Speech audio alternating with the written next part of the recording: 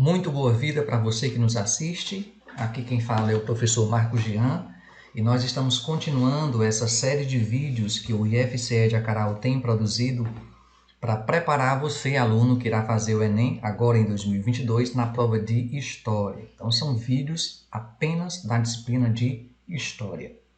E para quem tem nos acompanhado, nós estamos dividindo todo esse material em 3 módulos.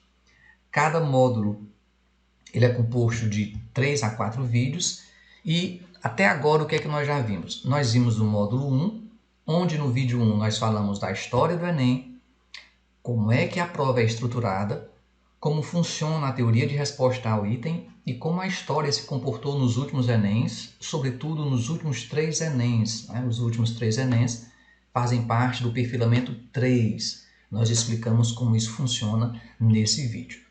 Depois nós tivemos o vídeo 2, ainda do módulo 1, quando nós trabalhamos os assuntos que mais caem em História e nós pontuamos os assuntos que mais caíram, tanto em História Geral como em História do Brasil. E nós ficamos muito mais assintosos quando nós falamos sobre os últimos 3 Enems. Sempre nós temos olhado ou focado as nossas atenções nos últimos 3 Enems por conta do perfilamento que nós falamos no vídeo inicial.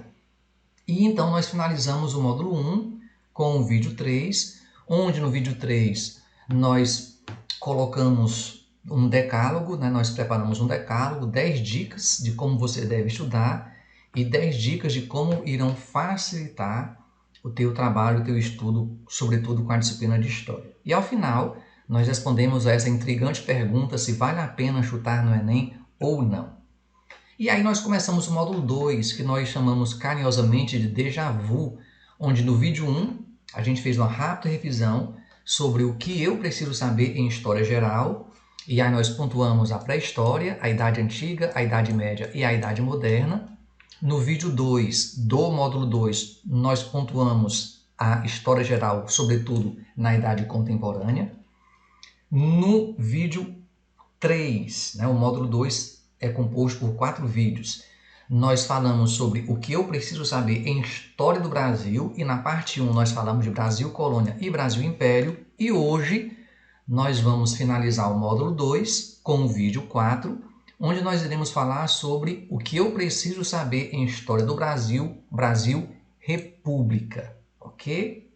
Então, eu peço que você preste atenção, nós estamos apenas pontuando o que você deve estudar, sempre reforçando que o Enem costuma trabalhar com assuntos mais abrangentes, mais periféricos, então, se nós explicarmos algo, no Enem talvez nem cobre esse algo, mas aborde um texto desse contexto histórico desse algo que aconteceu. Por exemplo, se eu falar da escravidão no Segundo Reinado, ou se eu falar da Guerra do Paraguai no Segundo Reinado, talvez o Enem cobre um texto alusivo à Guerra do Paraguai e que para você responder acertadamente essa questão, você irá precisar muito mais de uma interpretação, de uma leitura textual, do que necessariamente de um conhecimento técnico histórico sobre o assunto. Ok? Então, vamos iniciar? Bom, quando nós começamos a nossa república, nós sabemos que, didaticamente, Brasil Colônia vai de 1500 até 1822, o primeiro reinado de 1822 a 1831, o período regencial de 1831 a 1840, o segundo reinado de 1840 a 1889 e o período republicano, que é de 1889 até os nossos dias. Lembrando que esse ano nós estaremos comemorando os 200 anos da nossa independência, o bicentenário da nossa independência. Isso eu não falei no vídeo passado, mas é muito bom que a gente pontue isso, porque fatalmente, como é uma data muito importante, uma data que nós chamamos uma data redonda, uma data muito importante, é um assunto que eu acredito que vai ser cobrado no Enem desse ano, ok? Então, quando principia a República, a primeira fase da nossa República é a chamada República da Espada. A República da Espada é o período em que estiveram na presidência ou o Deodoro da Fonseca ou Floriano Peixoto, certo? Vai de 1889, basicamente até 1894. Então, esse período em que os militares que tinham como símbolo uma espada ficaram no poder é chamado de República da Espada. que é que a gente precisa saber desse assunto quando a gente está diante de uma prova do Enem? As primeiras medidas que foram tomadas, estávamos rompendo com um regime de governo monarquista para um regime republicano. Precisamos pontuar a situação econômica, sobretudo o encilhamento, que foi uma crise econômica que começa já em 1891 e que Rui Barbosa tenta controlar, né? A inflação desenfreada, os preços estavam em alta e estava havendo uma desvalorização dos preços do café. Então isso gera uma crise muito grande chamada encilhamento. É bom que se pontue também o encilhamento. A Constituição de 1891, a segunda Constituição na nossa história e a primeira Constituição republicana, e como nós estamos vendo, temos visto, o Enem sempre cobra Constituição, é bom dar uma olhada nessa Constituição de 1891.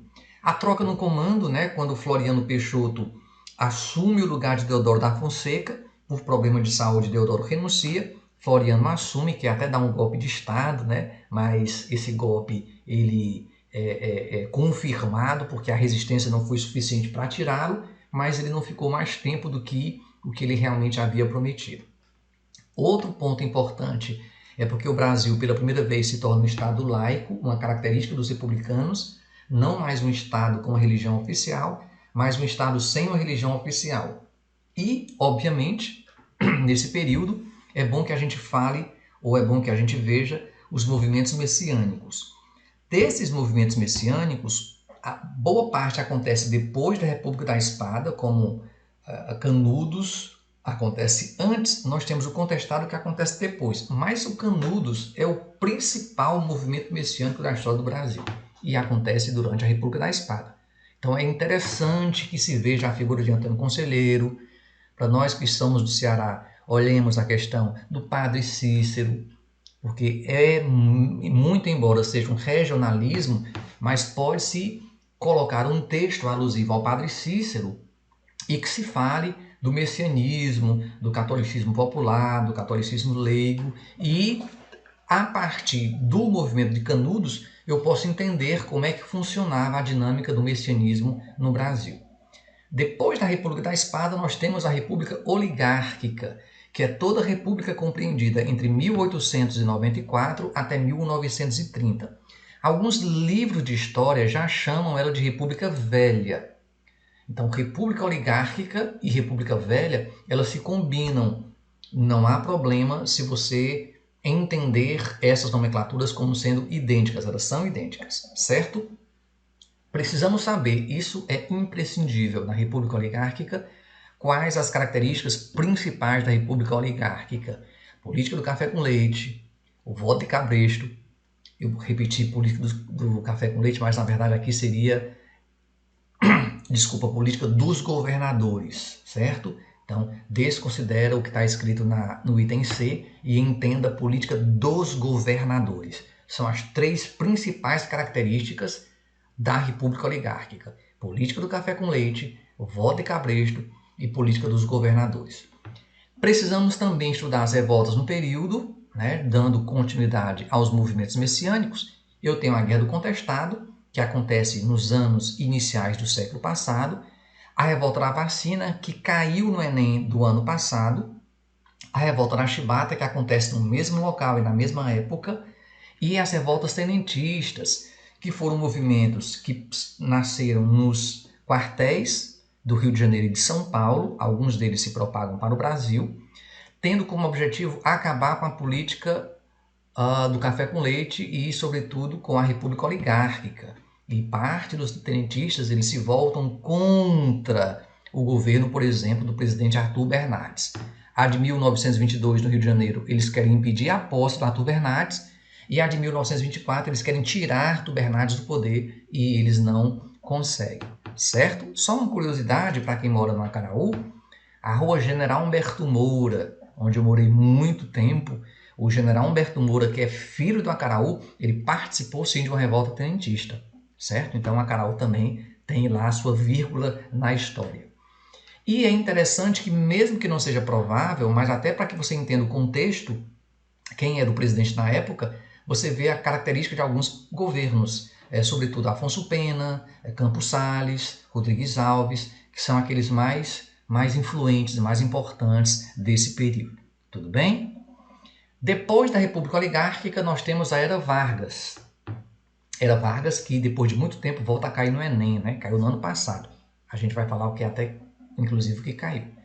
A Revolução de 30, que foi a revolução que depois depois do Júlio Prestes, que tinha sido eleito, e depõe o governo de Washington Luiz, que foi o último presidente da República Oligárquica, ou o último presidente da política do café com leite, e colocam no dia 24 de outubro de 1930 Getúlio Vargas no poder. Aí eu preciso entender as principais características da Era Vargas: centralizador, autoritário, nacionalista, desenvolvimentista, certo? Essas características a gente precisa pontuar. Preciso entender como é que ocorreu a divisão da Era Vargas em governo provisório, de 30 a 34, o governo constitucional, quando Vargas, então, tem a sua primeira Constituição para ali reger, a Constituição de 34, o governo ditatorial ou Estado Novo, quando Vargas, então, utiliza uma segunda Constituição, a Constituição da Mandioca, né? Ou a Constituição Polaca, que foi uma Constituição praticamente traduzida da polonesa, por isso polaca, que por sua vez era inspirada na Constituição fascista lá da Itália. Então, essa divisão a gente precisa entender. Marcos, o que é que mais cai? Bom, gente, no perfilamento 3 do Enem, a Era Vargas é novidade. No ano passado caiu a fase no Estado Novo, mas não tinha nada a ver com o Estado Novo, caiu sobre o IBGE, a criação do IBGE, que foi um órgão criado no governo de Getúlio Vargas. Como Constituição é figurinha carimbada no Enem, e nós já vimos a de 1824 a de 1891, agora vale a pena dar uma olhada na de 1934 e na de 1937. Em 35, durante o governo constitucional, Vargas enfrenta uma tentativa de golpe comunista no Brasil, num episódio conhecido como Intentona Comunista. E isso foi preparando todo um arcabouço para que em 37 fosse lançado o Plano Couhlen. Vargas se vale desse plano que era falacioso, que era um plano criado pela equipe de Vargas, Major Olímpio, e que dizia que o comunismo queria tomar o Brasil mais uma vez. E aí então Vargas dá um golpe de Estado com a chancela meio que do Congresso e fica no poder por mais 8 anos.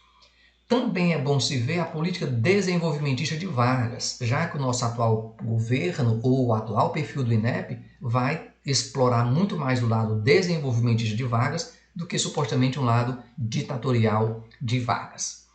Ainda na Era Vargas, precisamos ver como foi a participação do Brasil na Segunda Guerra Mundial. Brasil governado por um ditador, por um fascista, mas entrou na guerra contra o eixo, que era uma aliança que compunha os fascistas, né? Itália, Alemanha e Japão, e isso foi meio que um tiro que saiu pela culatra. Vargas teve que renunciar depois disso. Ok? Já falamos sobre isso, né? A divisão do período, governo provisório constitucional, Estado Novo. Então a gente vem para cá agora, ó, as principais realizações de Vargas. Eu coloquei isso porque o Enem do ano passado cobrou o IBGE. O IBGE foi uma realização de Vargas. A criação do Conselho Nacional do Petróleo, o Código Eleitoral de 32, 33, que implementa, que permite à mulher votar no Brasil pela primeira vez, que institui o voto secreto, a criação da CLT, a consolidação das leis do trabalho, que foi inspirada na Carta del Lavoro de Mussolini lá na Itália. Então Vargas teve uma série de realizações que ainda hoje persistem, e isso nesse seu primeiro momento à frente do Brasil. Depois vai ter o salário mínimo, 13º, se bem que o 13º ele é regulamentado somente nos militares, mas ele principia com férias lá na Era Vargas. Depois da Era Vargas, nós temos a República Populista, que alguns livros chamam de República Liberal Democrática. Esse período é compreendido entre 1945, pós-Vargas, até 1964, pré-militares. E aí nós precisamos ver os governos do período, né? Eu tenho o primeiro Eurico Gaspar Dutra, de 46 a 51, depois eu tenho o Getúlio Vargas, de 51 a 54, né, quando ele se mata. Depois eu tenho o Café Filho, ali naquele tampão ali, Depois eu tenho o Carlos Luiz, que tenta dar um golpe de Estado, mas a gente nem conta com isso, porque logo ali entra o Juscelino Kubitschek, de 56 a 61, e eu tenho o Jânio Quadros, que ganha em 61, o seu vice era o João Goulart, mas após 7 meses de governo, o Jânio Quadros renuncia e fica o João Goulart até 64, quando ele é deposto pelos militares. Uma outra Constituição, olha aí, gente, a 4ª Constituição Republicana, 1891, 1934, 1937 e 1946. Alguns dizem que foi a Constituição mais democrática que a gente já teve, mas é claro que ela perde para a nossa atual. A nossa atual é muito mais democrática. Precisamos ver as principais realizações de cada governo, né? Por exemplo, no ano passado caiu sobre Brasília, que foi a cereja do bolo do governo do Juscelino Kubitschek. E detalhe para o segundo governo de Vargas, é interessante, caiu sobre o suicídio de Vargas nos Enems passados, então vale a pena a gente pontuar de novo o retorno de Vargas, de 51 a 54, a instabilidade política causada pelo suicídio de Vargas, porque será que os militares vão tomar o poder? Será que não? E o Brasil, então, passou por um processo de muita instabilidade política. O golpe de 64 já poderia ter acontecido no suicídio de Vargas, mas Vargas consegue antecipar por mais 10 anos, né? O golpe deveria ser em 54, com o suicídio de Vargas, o golpe, então, é meio que adiado para 64. Só que o golpe de 64, enquanto golpe, ele não vai ser cobrado no Enem, de jeito nenhum, porque nós já sabemos o motivo, né? Eu já falei nas primeiras aulas, assim como não vai cair Vargas enquanto ditador. Aí nós temos o regime militar. É um assunto que não vai ter enfoque conteudista nem enfoque técnico, como nós vimos no que caiu no ano passado. Caiu uma música, a letra da música do Admirável Gado Novo, do Zé Ramalho. Pronto, caiu a letra dessa música.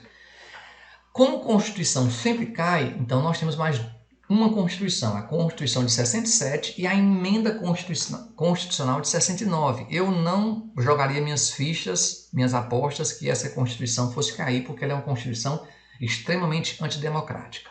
Mas, em caindo no Enem regime militar, deverá ser cobrado as coisas boas que os militares fizeram e não as coisas ruins, ok? Então vale a pena entender que os militares, durante os 21 anos que eles estiveram no poder, eles investiram na infraestrutura, eles criaram a Embraer, né? Empresa brasileira de aeronaves, a Infraero, que é o órgão que regulamenta os aeroportos no Brasil, e isso alavancou o turismo no Brasil. Foi eles que criaram o FGTS, né? O Fundo de Garantia por Tempo de Serviço, o PIS e o PASEP, que são abonos salariais, o PIS para quem trabalha em empresa particular e o PASEP para quem é funcionário público, o Fundo Rural, que foi uma forma de aposentadoria para o homem do campo, né? Foi criado pelos militares, e o NPS, que permitiu aos brasileiros, então, começarem a se aposentar, coisa que não havia. Construíram muitas usinas hidrelétricas, dentre elas a Itaipu, que é uma usina binacional construída com o Paraguai na época governado por ditadura. Incentivaram a produção de etanol no Brasil por conta da crise do petróleo mundial de 73 e de 74, né, no programa conhecido como Proálcool. Construíram, desenvolveram a Zona Franca de Manaus, com o objetivo de promover o desenvolvimento da região norte.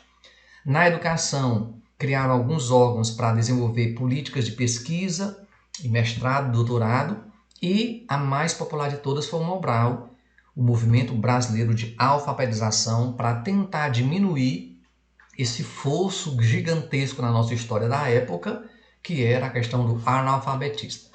E aí nós temos a Nova República, que é todo o período compreendido entre 1985 até os dias atuais. Vale a pena recitar, vale a pena estudar, vale a pena pontuar a Constituição de 1988, a nossa última Constituição e é a que nós temos de melhor até agora, certo? Governos do período é muito pouco provável, Sarney, Collor, eu vou pontuar lá no próximo slide, é muito pouco provável, Sarney, Collor, Itamar Franco, Fernando Henrique, Lula 2 vezes, Dilma 2 vezes, Michel Temer e Bolsonaro, eu não apostaria minhas fichas.